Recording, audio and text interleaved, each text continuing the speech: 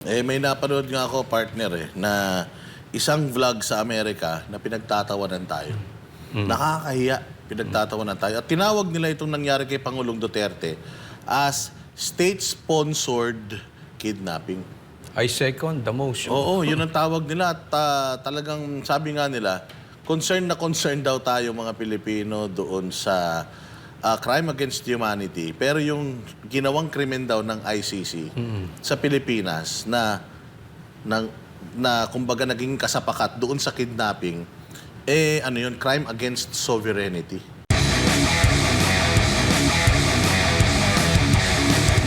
Alam nyo sa nangyayari ngayon, parang sa panaginip ko, bandang huli daw. Etong pamilya, hindi lang si Marcos kundi buong pamilya ang kukunin ng ICC. Uy! Bakit naman? May kaso ba sila doon? Kasi Pero alam ko yung tatay nila, meron ding maraming kaso ng crime against humanity. diba, may batas ata ang ICC na pwedeng maging may kapalit Pwedeng pepalit ulo, ganun. Palit ulo, meron ba na? Hindi ko lang kasi panaginip Panaginip nga lang lang. naman yan. Sa bagay, Oo. panaginip. So, Pwede yan ang totoo mangyayari yan. Tsaka dito, mas pinatunayan ni Marcos na mas kilala si Pangulong Duterte kaysa kay Pangulong Marcos. Tingnan nyo ba naman? Yan ang kauna-unahan daw. Ngayon lang daw nangyari ang ganyang may sa kasaysayan ng na nakapag-break na naman ng record si PRRD. Kauna-unahang maimpluwensyang tao na napakaraming nagmamahal. Hindi lang isang beses ginawa, kundi alos mag-iisang buwan na o mag-ilang linggo na na patuloy na maraming protesta kay Pangulong Duterte na maibalik sa Pilipinas. So itong ang ICC parang nagdadalawang isip na din. Kasi parang kahihiyan to sa kanila Biruin mo, kaya nga tinawag sila na nakalimutan ko yung meaning ng ICC. Kaya tinawag sila international Criminal court. Oo, criminal court kasi nga pang pang mga pang mga grabihan na. Sabi nga nila, Jay, na criminal. The court of last resort. Yun ang sabi nila. Meron din naman tayong court of last resort dito, Coach Oli, di ba? Yung Supreme Court. Bakit yan? Diretso mo, Jay. Pang kung saan dalubhasa ng kriminal ang inilalagay dyan sa ICC. Pero saan ka nakita ng kriminal na ganyan karami ang sumusuporta? Ganyan karami ang nagmamahal? Hindi lang sa bansang Pilipinas, kundi sa iba't ibang panig ng mundo. Talagang itong si Pangulong Duterte at ang mga Duterte, hindi lang nagpakilala sa Pilipinas, kundi nagpakilala sila sa buong mundo. At hindi lang din dyan sa Netherlands, sa iba't ibang panig ng mundo. Biruin mo, kauna-unahan daw yan. Ngayon lang daw nangyari yan. Kahit kay Putin daw, hindi daw nagawa yan Hindi nangyari yan. Alam naman natin na isa si Pangulong Duterte sa mga kilalang pinuno ng mga bansa. Naihilera siya kay Putin at siya. So ngayon, grabe nga. Kaya nga ito yung patunay at pinakatotoong ebidensya na lahat ng ipinapataw kay Pangulong Duterte ay walang katotohanan. Kaya nga yung sinasabi kong panaginip, maaaring mabaliktad yun. Baka nga ang mangyari, imbis na ang mga Duterte ang nasa ICC, sila ang mapunta doon. Alam mo, Boss Dada, Partner Jay, excited nga ako kung babalikan ko yung sinabi ko kanina kung talagang maipapahiya ni Tatay Digong itong ICC. Baka yung mga leaders ng ibang bansa, mabilib sa kanya. Baka pati yan si Trump sumaludo sa kanya kasi maraming ayaw dyan sa ICC. Para sa kanila, ito ay political, yung ICC na yan. So, kung magagawa yan ni Tatay Digong in an international stage, international platform, ang daming sa side with Tatay Digong dyan. And talagang magkakaproblema kung sino man ang gumawa ng illegal arrest dito kay Tatay Digong. May napanood nga ako, partner, na isang vlog sa Amerika na pinagtatawanan tayo. Nakakahiya. Pinagtatawanan tayo. At tinawag nila itong nangyari kay Pangulong Duterte as state-sponsored kidnapping. I second the motion. Oo, yun ang tawag nila at talagang sabi nga nila, concerned daw tayo mga Pilipino doon sa crime against humanity. Pero yung ginawang krimen daw ng ICC sa Pilipinas na kumbaga naging kasapakat doon sa kidnapping, crime against sovereignty.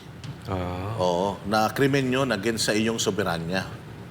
Kaya talagang... Maraming mananagot, no? Dito. Sabi ko nga sa inyo, sa ibang bansa, nakakahiya talaga ang bayang Pilipinas. At ito, ang may gawa nito, si Bongbong.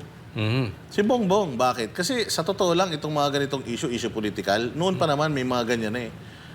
Nasikaso naman yan dito, katulad nga ng sinasabi natin, si Erap, nakulong naman. Si Gloria, nakulong naman. Kasi sabi nga nila, meron kang immunity eh.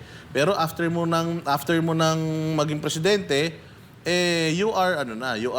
kumbaga pwede ka nang idemanda. So lahat na pwedeng ihabla. Nakita natin na gumagana yan. Si Gloria, si Erap, at pati nga Chief Justice natin, na-impeach. Gumagana yung justice system dito. So bakit kay Pangulong Duterte, doon tayo sa International Criminal Court lumapit na wala pang jurisdiction sa atin. Considering na wala pa naman talagang Interpol Red Notice.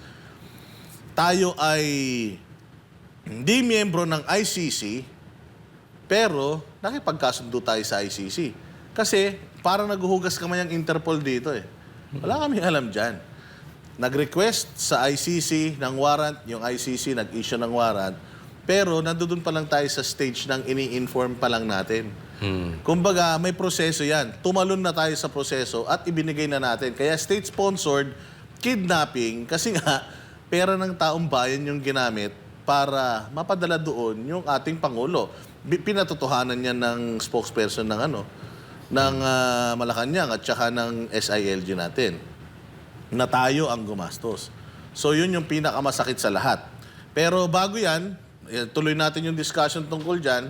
Yung mga taga-Netherlands ay may katanungan at merong gustong mangyari. Ito, pinagre-resign ng mga Pilipinong nasa Europa si Pangulong Ferdinand Marcos Jr. para kay Vice President Sara Duterte. Malinaw ang dahilan sa likod ng panawagang ito. Hindi ipinapakita ni Marcos Jr. sa taong bayan na kaya niyang mamuno at mag-isip ng maayos para sa bansa. Si Anton Cero, magbabalita. Matapang ang naging banat ni Vice President Sara Duterte laban sa Administrasyong Marcos Jr. mula sa kontrobersyal na 2025 national budget hanggang sa umano'y palpak na pamamahala sa bansa. Tahasang pinuna ito ni VP Sara. Tell us what to do! We will follow you!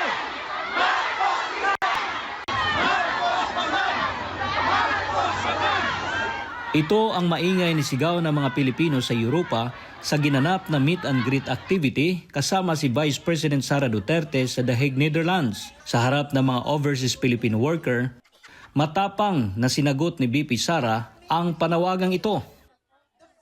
And that relates to transparency and accountability. Ang pagiging Pangulo, dapat nasa tamang pag-iisip ka. Dahil nasa mga polisiya mo at desisyon mo ang kinabukasan ng kabataan at ng bansa. Kaya yung pagsasabi na hindi mahalaga ang drug test sa aking kapasidad at abilidad na mamuno is tantamount to betrayal of public trust. Iginit niya na kailangang makita ng publiko na ang isang Pangulo ay may kakayahan at matatag na pag-iisip upang magdesisyon ng tama.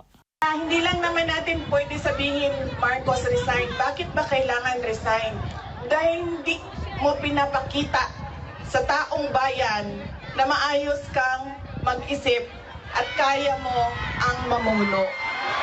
Sa gitna ng kanyang matapang na pahayag, binalikan ni VP Sara ang 2022 elections kung saan tumakbo sila ni Marcos Jr. bilang magkatandem sa ilalim ng platapormang Unity and Continuity. Ngunit sa kasalukuyang administrasyon, Anya, malayo ito sa ipinangako. Pero wala kayong nakikita ngayon na development projects. Dahil lahat yon ay nakatago sa mga proyekto na pamigay o nandoon lang sa bulsa ng kontraktor at ng politiko na gumawa kuno ng project. Hindi rin pinalagpas ni VP Sara ang kontrobersyal na 2025 national budget na niya ay ginagawang kasangkapan ng mga politiko upang gamitin ang pera ng bayan para sa kanilang interes. Pinuna rin ni BC ang blank items sa nasabing budget. Makikita ninyo na hindi handa ang Kongreso sa paggawa ng budget dahil may mga blanco doon sa enrolled bill na pinasa nila. Ibig sabihin, walang nag-iisip at hindi pinag-isipan paano ba natin gamitin ang pera ng gobyerno na makita natin na merong kapayapaan at kalambuan, kauswagan sa ating bayan. Inihayag din ni VP Sara na isa sa mga dahilan ng kanyang pagbibitiw bilang kalihim ng Department of Education ay ang korupsyon sa pondo ng school building program na niya ay pinaghatian lamang ng mga kongresista. Matapang din niyang binunyag kung sino lang talaga ang may hawak ng desisyon pagdating sa pambansang budget. Wala namang totoong BICAM kung saan pinag-uusapan ang paggamit ng pera. Ang desisyon lang na nandun ay kay Zaldico, nung panahon ko, kay Zaldico at kay Martin Romualdez. At diretsong pinapapirma sa malamang tao na hindi nagbasa o hindi binasa ang buong budget. Kaya walang nakakita o hindi nila nakita dahil hindi naman binasa na may blanco doon at pwedeng lagyan ng kahit anong amount yung mga blanco sa budget. Sa gitna ng mga pangyayari sa bansa, iginiit ni VP Sara na hindi ang mga Duterte ang problema ng bayan, kundi ang pamamalakad ng gobyerno. Ang problema ng bayan ay ang governance mismo ng Pilipinas. Yan ang problema ng bayan. At dahil may problema sa gobyerno, ay tuloy-tuloy ang kahirapan doon sa ating bayan. Nakikita nyo yan dahil dumadami ang nakikipagsapalaran sa ibang bansa. Para kay VP Sara, hindi lang ekonomiya ang dapat natutukan ng kasalukuyang administrasyon, kundi ang pagbibigay ng maayos na serbisyo sa mamamayan gaya ng pabahay, peace and order at dekalidad na healthcare. Nakikita nyo yan dito sa mga bansa kung nasaan kayo. At kaya kayo nandito dahil hindi niyo yan nakikita doon. And apparently, tayo lang yung nakakakita, yung nakaupo doon, hindi nila nakikita. Mula dito sa The Hague, Netherlands, Anton Cero, SMNI News. Grabe mga partner, yung dami ng tao na yon, ano? At talagang makapanindig, medyo mabibigat din ng mga binitawan ni VP Sara dito. Sabi nga daw ng mga taga-Netherlands, dapat mag-resign na. Dahil hindi naman dinidinig yung panawagan ng taong bayan. Unang-una, drug test. Ikaw, Coach Oli, alam ko, advocate ka niyan. Talagang pinananawagan mo yung drug test na yan. And aside from that, hindi niya nagagawa yung mga mandato niya sa mga Pilipino. Ito lang pagbibigay sa Pangulo natin sa isang korte na hindi naman tayo kabilang. Yun pa lang, talagang pagtataksil na yon sa ating mga mamamayang Pilipino. Pero pag re-resignin natin, di na. Ako mismo, you are fired. Sinisanti ko na, Coach. Uy, O mabuti. ikaw? Hindi naman magre-resign yan kahit na medyo makapal ang mukha ng mga yan. Imposible mag-resign yan. Pero ewan ko ba naman dito kay Marcos, bakit ba allergic ka sa drug test? Simple-simple lang naman yun. Hindi naman kakain ng oras mo yan. punta lang kayo. Sabagay, wala na si Tatay Dico, hinahamon ka niya sa Luneta, no? Pero pwede naman, sabay kayo siguro ni Mayor Baste o ni Congressman Pulong. Diyan kayo, sa tapat ni Jose Rizal, diyan sa Luneta. Nagpaano na si Kong Pulong tsaka sila Basti. Pero paalam ko, papayag din yun kung Ulit-ulit, sabay no? sila. Oo. Sabay sila magpa-drug test. Kung papayag lang si Marcos, nasabay sila. Di ba? Apakasimple nun eh. Para matapos na yung alinlangan ng taong bayan. Di ba? Siguro yung mga tumatakbo dito sa alyansa ng Bagong Pilipinas, palagay ko dapat i-convince nyo na rin si Marcos magpa-drug test. Bakit ba ayaw nyo itapik yan? Claire, para sa akin Claire. Oy, Anuin mo yan? Convince mo yan si Marcos magpa-drug test. Nang sa ganun, hindi din kayo nagmumuka. Kasi bato kayo ng bato ng fake news. Tapos i-deny nyo yung droga. Tapos ayaw mag-drug test. E di sinong fake news? Kayo. So para hindi kayo mabansagang fake news, convince mo rin yung amo mo. Pa-drug test, simple lang. Ako nai-imagine ko mga partners yung biglang dagsa ng tao dyan sa Netherlands. Kung si Marcos kaya, naisip ko, kung si Marcos kaya nandiyan dyan, dadagsa kaya yung taong bayan. baka Kasi dito may dalang kamatis. hindi siya pwede magpadala ng pulis dyan pag susuotin niya ng pula eh. Oo, wala siyang control Ito, dyan. Yan talagang organic Sabi yan. ko nga sa iyo, Coach Oli, may mga nakausap tayo ng mga taga rito na pera nila sarili, nag-live pa sila, kasama mga asawa nila, pamilya nila. Sabi ko sa iyo, may mga kasama silang Walang ayuda yan. may kasama silang mga foreigners na mga asawa nila. So, syempre, itong mga foreigners na ito, may involved dito, tapos pagkukwentuhan nila ng mga kaibigan nila, mga kalahi nila, so kakalat yung iskandalo na to.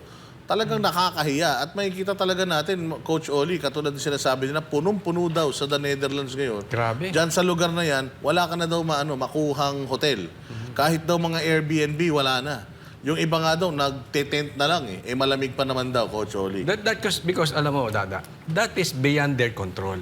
Kasi kung sa atin yan, manggugulo na naman, pupunta na naman dyan yung mga pulis na ang hahaba ng armas, ang hahaba ng panangga, i-disperse sila dito, bawal kayo dito, even yung choke points, kung saan papunta dyan. Harangan Kung nila dito yan. sa Pilipinas yan, sigurado ako, etong March 28 haharangan na nila yung mga choke points niya para hindi dumagsa sa Manila. Speaking Diba? of, meron Ganyan. nga palang 28 Pero dito kasi, beyond their control.